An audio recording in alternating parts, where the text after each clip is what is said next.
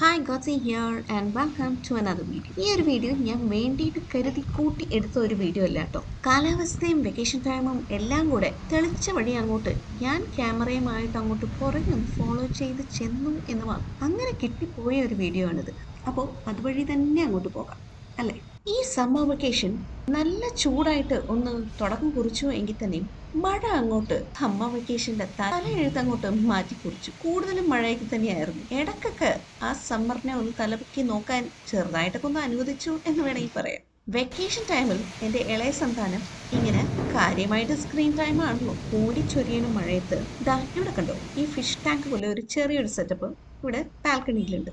ഓ, ഈ ലെവല് മഴയായപ്പോഴത്തേനും എന്ത് പറ്റി, ഈ ഫിഷ് ടാങ്ക് അങ്ങോട്ട് നിറഞ്ഞു തുളുമ്പി. അതിൽ കിടക്കുന്ന മീനുകളാണെങ്കിലോ അങ്ങോട്ട് ആഹ്ലാദിച്ച് ആഘോഷിച്ച് തുള്ളിച്ചാടി. അവന്മാർക്ക് അറിയില്ലല്ലോ, സൂസൈഡിൽ കലാശിച്ചു. പിറ്റേ ദിവസം രാവിലെ ആയിട്ട് മാക്സ്, അതായത് എന്റെ ഹസ്ബൻഡ്, എണീറ്റ് നോക്കിയപ്പോഴത്തേനും കുറെ അമ്മാരെ അവിടെ ചത്ത് വീണ് കിടക്കുന്നു. ഇത് കണ്ടപ്പോഴത്തേനും എന്നാലും അവൻ ചെയ്യാനൊന്നും പോണില്ല എങ്കിൽ തന്നെ അവനോട് പറഞ്ഞു, ഇനോക്ക്, ആ മറ്റേ ചെടിച്ചട്ടിയിലാണെങ്കിൽ ഓട്ടയില്ല, ഇങ്ങനെ വെള്ളം കെട്ടി നിൽപ്പുണ്ട് അതിൻ്റെ അകത്ത്, മഴവെള്ളം തന്നെ. അത് ഫുള്ള് കാലിയാക്കി ഇപ്പുറത്തെ ചട്ടിയിലേക്ക് ആക്കൂ, എന്നിട്ട് ഈ മീൻ കുറയണത്തിന് നമുക്ക് അങ്ങോട്ടും കൂടെ ആക്കാമെന്ന് പറഞ്ഞു. ഇവനെ കൊണ്ട് ഞാനത് ചെയ്യിക്കാൻ നിന്നിട്ടുണ്ടെങ്കിൽ മൊത്തം ബാൽക്കണി അങ്ങോട്ട് ക്ലീൻ ചെയ്യാനുള്ള പണി അവൻ എനിക്ക് തിരിച്ചങ്ങോട്ട് സമ്മാനിക്കും. അതുകൊണ്ട് ഞാൻ ഓർത്തു, ഞാനത് ചെയ്യാൻ പേരിനൊന്ന് ഇവനെ വിളിച്ചൊന്ന് ചെയ്യിക്കാമെന്ന് കരുതി. അങ്ങനെ ഞാൻ തുടങ്ങി പണി. അവനാണെങ്കിൽ അതൊന്നും ചെയ്യാനുള്ള ലെവലേശം ഉദ്ദേശം ഉണ്ടായിരുന്നില്ല. നല്ല കണ്ണുനീര് പോലത്തെ ഈ മഴവെള്ളം കളയാനായിട്ട് എനിക്ക് ഒട്ടും തോന്നിയില്ല. മഴ വീഴാത്ത ഭാഗത്തായിട്ടുള്ള ചെടിച്ചട്ടികൾ ബാൽക്കണിയിലുണ്ട്. അപ്പോൾ അവർക്കൊക്കെ അങ്ങോട്ട് ഞാൻ ഇത് വീതം വെച്ച് കൊടുത്തു. ബാക്കിയുള്ളത് പിന്നെ ചെളി, വെള്ളമല്ല ചെളി എന്ന് തന്നെ പറയാം, അതും അങ്ങോട്ട് വേസ്റ്റ് ചെയ്തില്ല ഞാൻ. കാരണം ഈ മഴത്തുള്ളികൾ കൊണ്ട് വരുന്ന ആ ഒരു ഉന്മേഷമുണ്ടല്ലോ, ചെടിക്ക് ഒരു ഊർജവും ഒക്കെ കണ്ടു കഴിഞ്ഞാലുണ്ടല്ലോ, now that's a different level of ഊർജം മാൻ.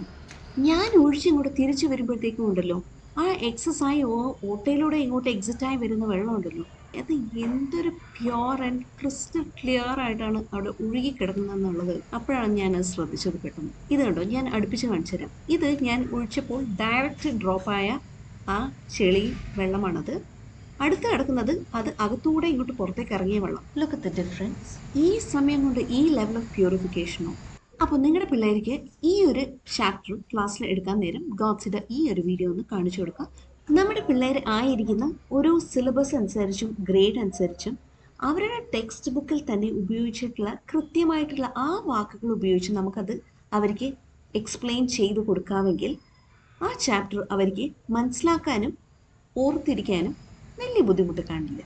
So all the very best to all the parents. Signing off, ഗോഡ്സി.